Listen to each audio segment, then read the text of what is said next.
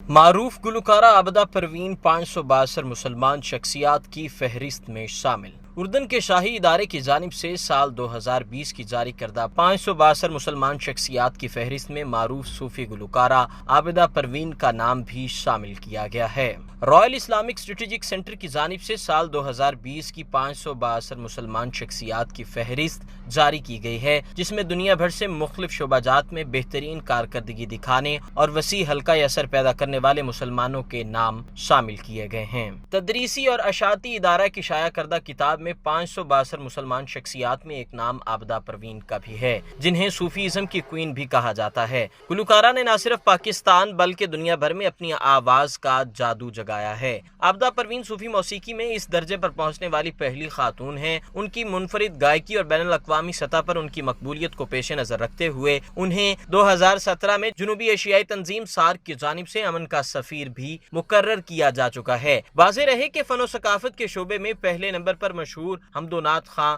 الحاج صدیق اسماعیل کا نام ہے، جبکہ اس زمرے میں شرمین عبید چنائے اور نعت خواں محمد اویس رضا قادری کو بھی شامل کیا گیا ہے۔ اگر آپ نے ابھی تک ہمارا چینل سبسکرائب نہیں کیا تو ابھی سبسکرائب کریں اور بیل آئیکن کو کلک کر کے ہماری لیٹسٹ ویڈیوز کے بارے میں اپڈیٹ جانیں۔